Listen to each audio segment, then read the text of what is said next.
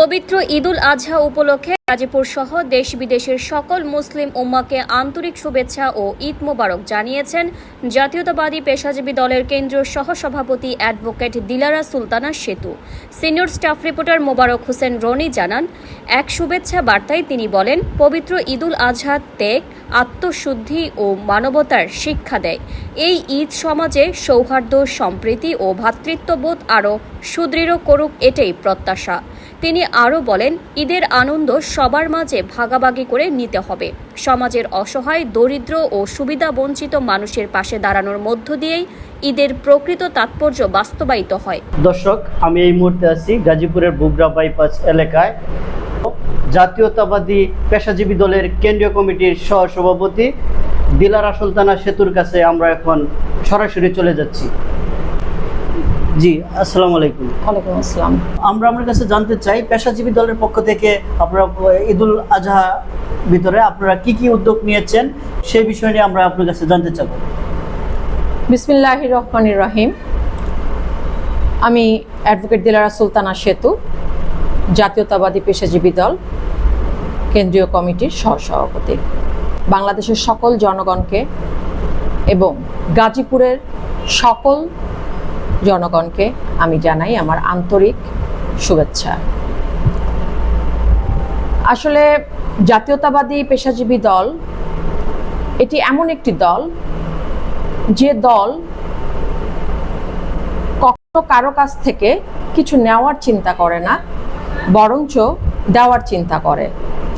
আমাদের যে নীতি সেটা হলো যে আমরা এই পেশাজীবী দল যারা আছি সমগ্র বাংলাদেশে আমাদের সকল যে নেতাকর্মীরা আছেন তারা চেষ্টা করেন অসহায়, বঞ্চিত মানুষের পাশে দাঁড়ানোর জন্য।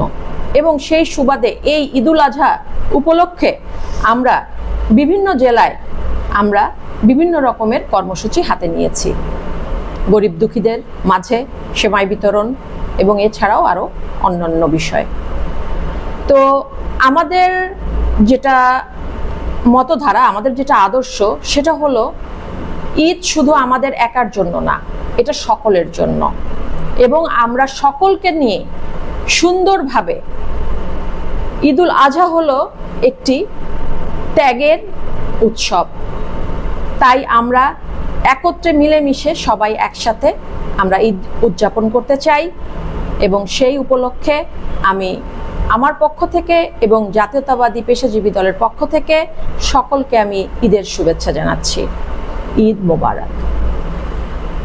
আমরা যতটুকু জানি, দলের যখন দুঃসময় ছিল আপনার মাধ্যমে অনেক কিছু দেখেছি, অনেক কিছু শুনেছি। সেই বিষয় নিয়ে আমরা একটু দলের দুঃসময়ে সেই বিষয় নিয়ে আমরা একটু আপনার কাছে জানতে চাবো, সেই সময়টা আপনার কিভাবে গিয়েছে। আসলে ফ্যাসিস্ট আমলের এই 17 বছর শুধু আমার জন্য না, প্রত্যেকটা নাগরিক, প্রত্যেকটা জনগণের জন্য ছিল কষ্টকর।